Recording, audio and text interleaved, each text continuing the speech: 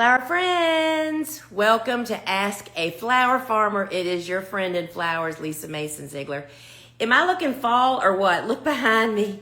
Beautiful eucalyptus, sunflowers up top, orange shirt, and we have cold rain right now, which is the best medicine for my cool flower garden friends. If this is your first time here, so Ask a Flower Farmer is all about that you can ask questions. And if you are in Instagram and you want to ask me a question about anything to do with cut flowers, cool flowers, seed starting, harvesting, conditioning, whatever you got, put it in the bubble. I already see somebody's down there. Put it in the bubble with the question mark at the bottom of your screen in Instagram.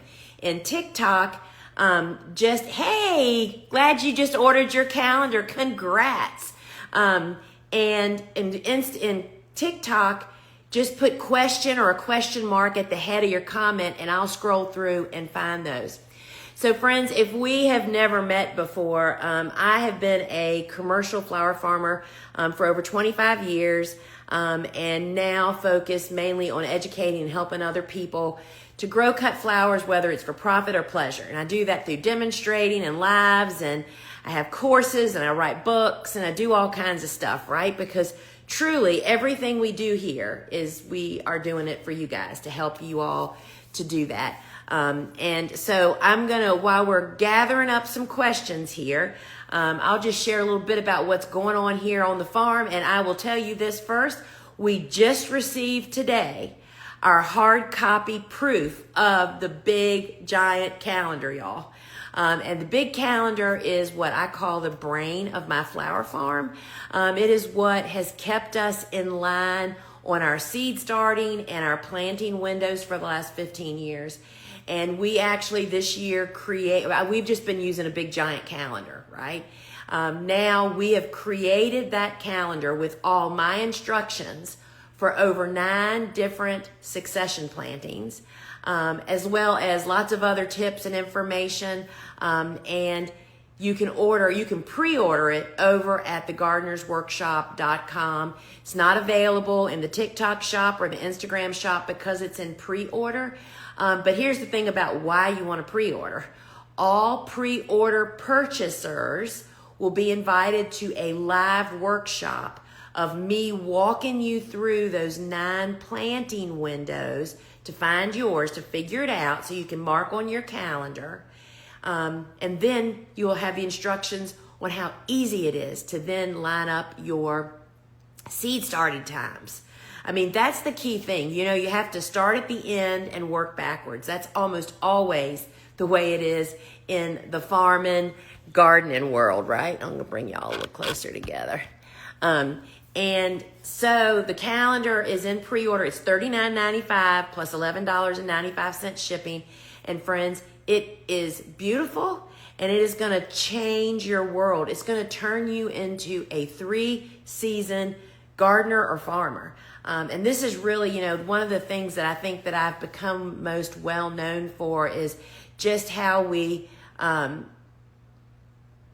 became this constant supply of flowers, and it's because of succession planting. And how was I able to keep all that straight? First off, y'all, we make it so complicated, and it's not really that complicated, but keeping that all straight is 100% because I did it on this calendar. And for me, the way I usually do it is the month of January is when I make my big yearly plan and I bring out all my previous year plans. That's why it's called the Big Calendar Journal, because this calendar that's going to lead you through the season then becomes the most factual, powerful planning tool you'll have for coming years. And so for me in January, I sit down with a cup of coffee, actually a pot of coffee, and take a morning and I have all of my calendars out and I flip them through the months and stroll through, and this just really helps me to remember things that I used to do. I've discovered flowers that I used to grow in years past that I stopped when we went into high production. I mean, there's just so much to gain from this. So don't miss out on purchasing this. Now, if you are in Instagram, remember, put your questions in the bubble down below with the question mark, because what happens is all the names are spinning past and I lose your question quickly. And if you are in TikTok, put a question mark or say question at the head of your comment, and I'll scroll through and get them here in just a moment. So what's going on here on the farm is, first off, all of our cool flowers, about 95% of them are planted. Cool flowers are, for anyone that's not familiar, that happens just to be a name of a book that I wrote 12 years ago, and it's about how to grow cool season hardy annuals. I mean, we're talking about snapdragons, bells of Ireland, sweet peas, poppies, some of the most popular spring bloomers, but we just can't figure out when we're supposed to plant them because they have a very awkward planting time. Anyway, we fall plant about 50 different cool flowers, and they're all planted, and we are so grateful that right now we're having cold, wet rain. So we are pretty pleased because it's been dry here. And I will say that our cover crop, we have a bunch of clover planted. I bet it's grown 2 inches since this rain started yesterday. So if you have questions, put them down in the bubble in Instagram, and in TikTok, just put a question mark at the head of your comment and I'll grab it. And friends, it helps me so much if you share this live feed right now with your friends. And that just lets other people know that we're here, especially in TikTok where it doesn't hold it natural. The recording is not posted right away. It takes a couple days for us to get it posted in there. So invite your friends that you think might help, be benefited, or might have a question even. So let's see what we've got for questions. I'm going to look over here in TikTok first, and then I'll tackle the ones we have in Instagram. So Bath Bar said, just ordered my calendar, and I'm so happy for you. Y'all, I mean, we are so stoked over this calendar. You know that I'm sending you with your calendar my favorite pencil. Not all pencils are created equally, y'all. And it's not really, it's the lead, but it's really about the eraser.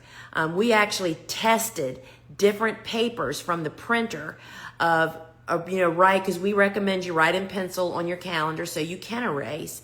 But some erasers, many erasers, streak the paper. So we are sending you one of my pencils that I absolutely love along with your calendar. So I can't wait for you to actually get that. All right, so I'm just looking over here, and then I'll find a cutoff spot.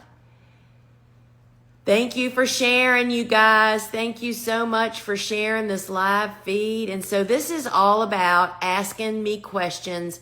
And let's see what we've got over here. All right. How are the cocoa and Jedi marigolds different from each other? My cocoa ones have been beautiful, but I don't really need that many seeds from the separate packages. They have been a favorite at the nursing home. Ordered the calendar too. Oh, Kim, you are going to love that thing. So I would say that cocoa can have a bigger bloom, but the Jedi's big. Cocoa's big, giant, right? So I would say if you don't need all of those seeds, I'll pass that along that maybe we need to have cocoa mix. See, that's not available. We would have to mix it in-house. So I'll pass that along. And actually, I think Blaine and I have already spoken of that. But I don't think you'll see that big a difference. And they're all beautiful. I just so happen to have some right here. I mean, who doesn't want these in fall? It's like candy corn, y'all, on a stem, right? So marigolds are amazing because that's last week's harvest. They just last such a really long time. So, Kim, that's my take anyway.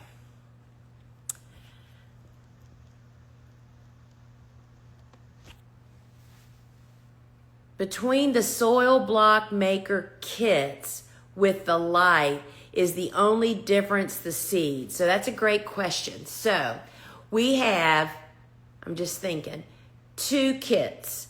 We have the soil block maker kit that has no light. That is just the soil block maker, the course, the trays. I think it's like $89.95, right? That's the basic kit. That comes with 2 different seeds. You choose warm or cool. If If you're talking about the complete kit that has that little kit in it, but it also has the grow light, the heat mat, the timer, the fertilizer, the row cover, has everything. It has Bio 360, has everything you need in there. Yes, there's a warm season seed and a cool season seed. You get 5 packs of seeds with the big kit, and you select that at checkout. Depending, I know that on different stores, on different platforms, it might be a little different, but that's the 2 different choices.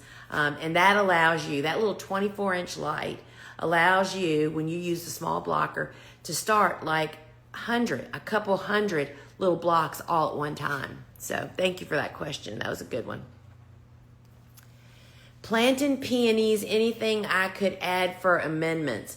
So, you just want to prepare your soil in the normal way that we always do, is we try to always add a couple inches of compost or leaf mold.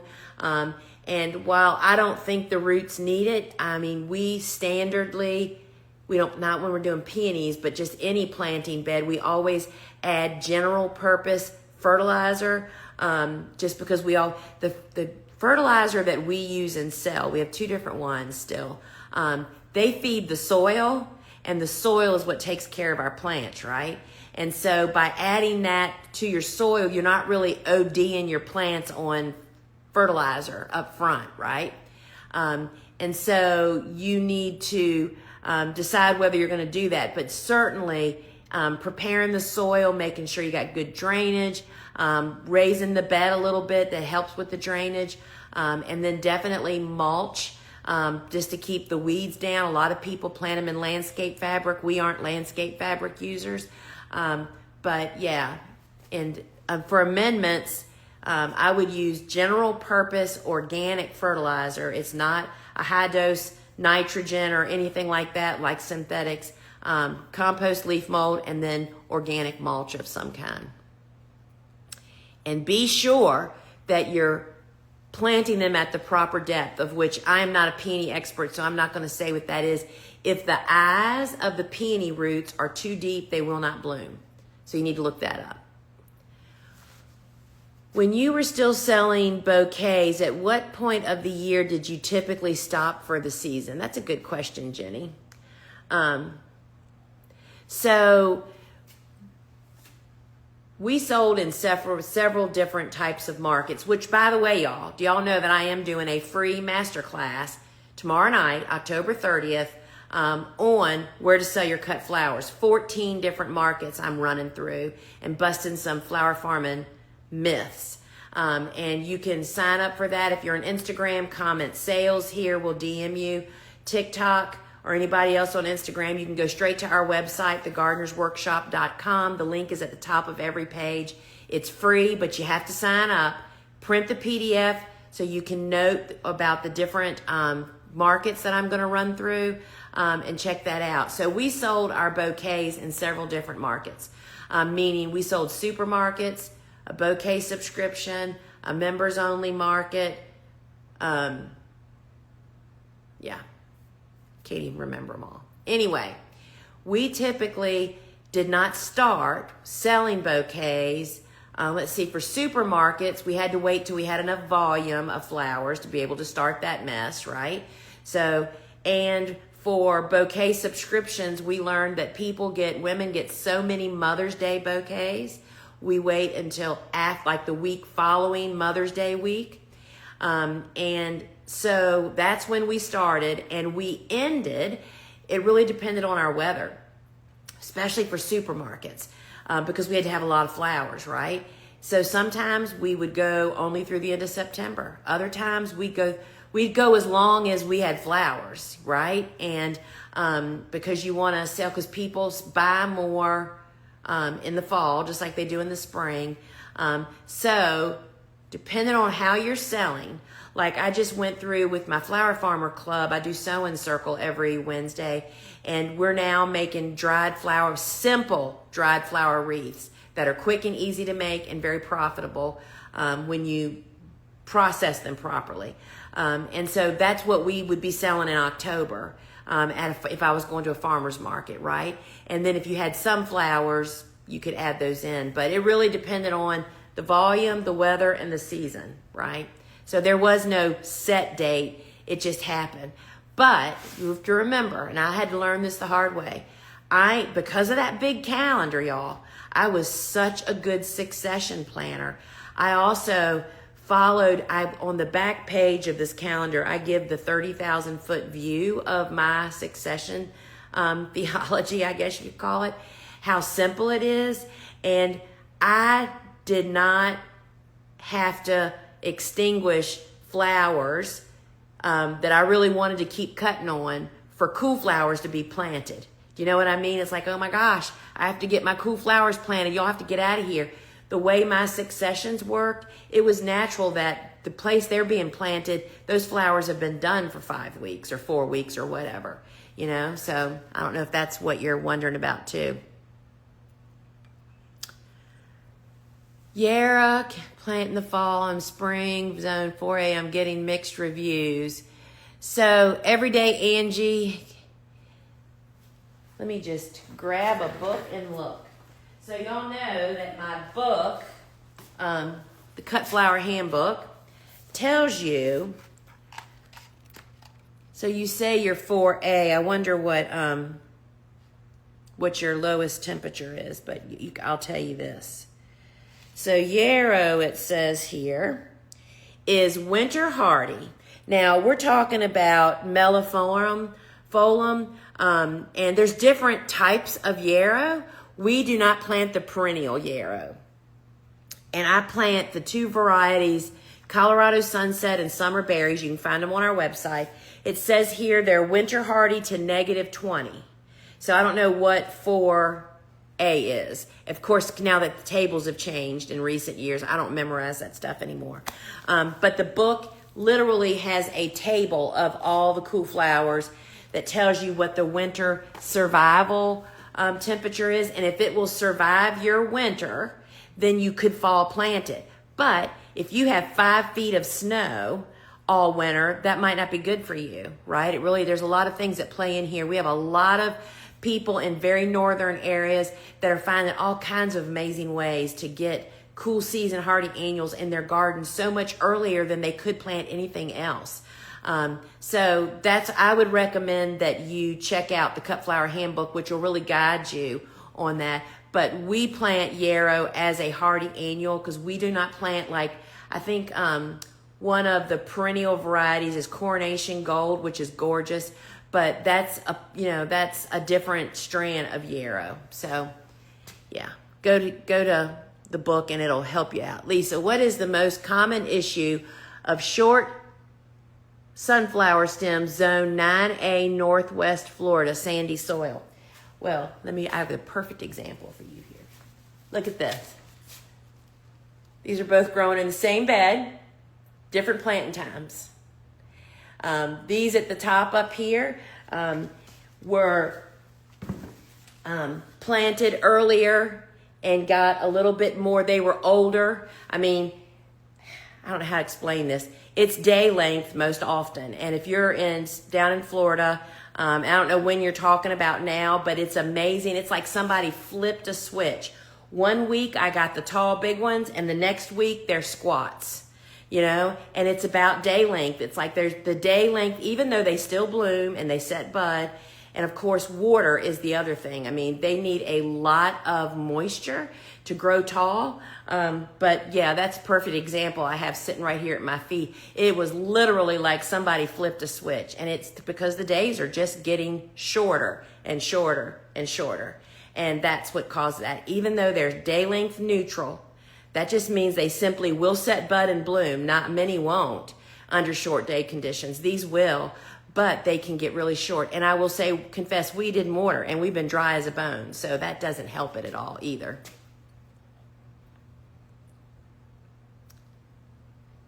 All right, here we go. I'm so behind, Lisa. All right, Sarah Ruth, I'm going to give you a whooping right now. Stop saying you're behind. You just need to pick up where you are. Is it too late to plant my cool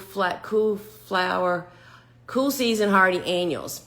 So, that is one thing I really kind of hit home in the Cut Flower Handbook, is that we need to stop this, and you know, after being a flower farmer for 25 years, if I hadn't done this, I would be not just gray, I would be bald by now.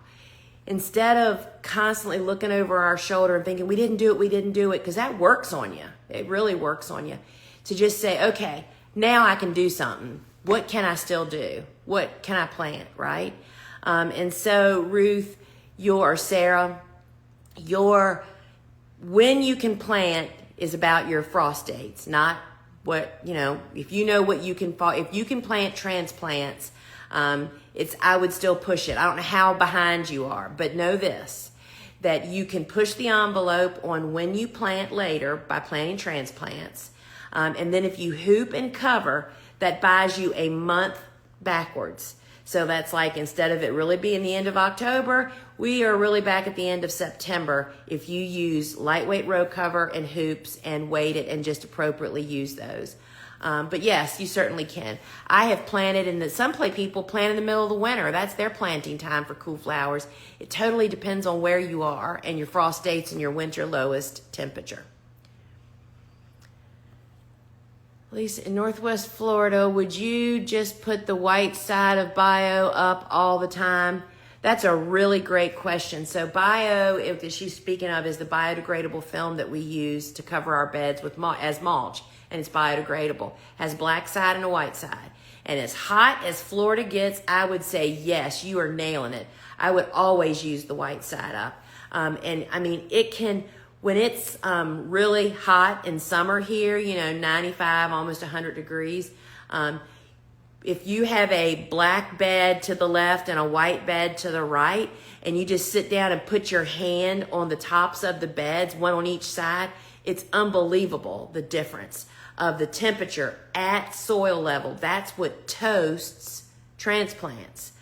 So yeah, in any conditions over 80 degrees, white side up. And if you stay in that state most of the time, that's definitely what I would do. What does well on a slope with poor soil and 8A for cut flowers that I can plant seeds for now? So again, it's a little late to direct sow. I would guess that your frost date might be chomping at your heels if it hasn't already. To direct sow, you need about 6 weeks of warmish days and cool nights for the seeds to sprout and grow into a baby plant so they can winter over. You know, if you were going to try, even though it's still late, you know, bachelor buttons or something like that, they're just strong. Bachelor buttons, Iceland poppies, they're not strong growers, but they like it really cold. That's the problem of trying to direct seed late. There's just not enough warmth. Temperature tells the seed when to sprout. And if it's cold all the time, it's just going to sit there and wait for some heat. And it just won't ever sprout is the problem. That's why I said earlier, you can transplant later because you're not dependent on warmth. You can start them inside, take them out and plant a plant, and then cuddle them with hoops and row cover to get them to root in. So let me look over here and see if there's any questions over here on TikTok.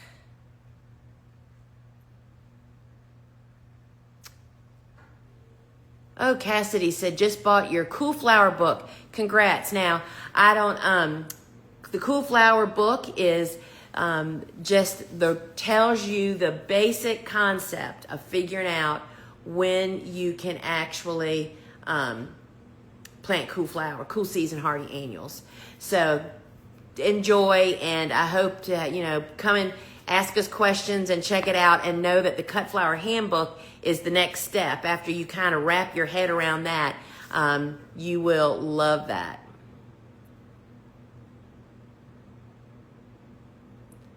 All right, have you started direct sowing cool flowers? Ours are about that tall. I direct sowed, let's see, what is today? Today is October 30th. No, 29th. We direct sowed, I think, if I looked on my calendar, I think it was like October 5th or 6th or something, which was right on time for us. My first frost date is typically mid-November. So ours are about this tall, and this rain is a shoo-in. I just can't wait for it to stop so I can go out there and look. So yes, we have finished our direct seeding. Azalea field. I am so behind. Didn't you just hear what I said about that azalea? Frost came and killed all my heat lovers. Is it worth direct sowing my hardy annuals? So again, if you're planting late, it's best to focus on planting those plants that should be transplanted, because you can get your bed prepared, start your seeds inside, and you can take a transplant out and plant it into prepared soil, hoop and cover it, and take yourself a month back. Not so much the case with direct seeding. Again, you can direct seed. They're not going to die. They're just going to sit out there and wait till spring to sprout, and then you've lost the whole point, but the weeds have overtaken, right? So yeah, and that's perhaps, I want to just say that the gift of this calendar is what kept me in momentum, y'all. It's like you don't have to remember stuff. It's like you walk out and say, all right, what are we supposed to do this week? You know, because you fill the calendar out for your garden. It's custom to you. And so I think that would be a really big help to you. Brittany, how early do biennials need to get in the ground in order to bloom the following year? Will you ship to Europe in the future? Brittany, I wish that we could, but I do not see that ever happening. Especially, seeds would never be an option. But yeah, I'm sorry. We're just a small business and not able to do that. So biennials, typically, when I was researching for the book, the Cut Flower Handbook, we tried to find somewhere where it would say biennials need 9 weeks of 40-degree weather to bloom next year. Never, ever have we found that kind of information. So it just needs several weeks of 40 degrees, and they need to be established when they reach that point. So we plant them midsummer. We start them midsummer to plant them in late summer instead of planting in the fall like we do all the rest of our cool season hardy annuals. And sometimes if you can just get a few plants, I don't know what you're talking about planting, but a lot of people, think of foxgloves, digitalis. There's some different ones that if you can just get them in your garden, if it's not a cutting garden, if it's a landscape, and see when they reseed and when they sprout and then bloom the following year, it can really tell you a lot about what is all really needed. We get them in the ground the end of summer. All right, so let me look over here. All those are answered. Whoops, what's that? All right, my friends.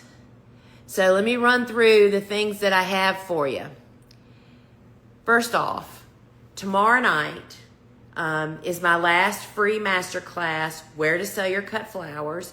Go to thegardenersworkshop.com. It's at the top of every page. You just click it and tell us where to send the link so you can join, and then print the PDF that comes with it. Tonight I am doing the live gardening show inside my shopping app.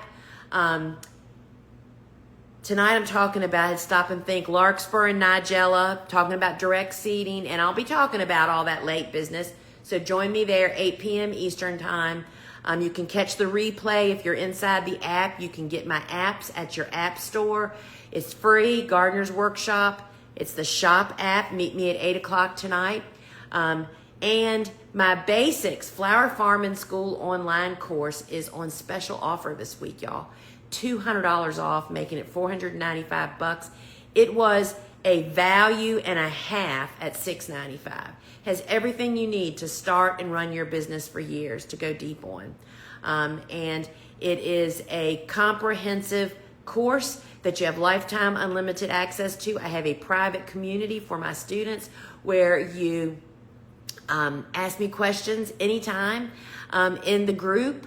If it's not answered in the course, and then you're amongst other people, a couple thousand other people that are doing the same thing that you are. So you can learn about everything over at thegardenersworkshop.com. And would love to see you in Flower Farming School. You for sure got to join me tomorrow night for the free masterclass, Where to Sell Your Flowers. And then remember, every Wednesday night I do a live gardening show, and Fridays at 12 noon. That's where we show all these flowers and tell you all about what we're doing. All right, my friends, until we meet again. Ciao.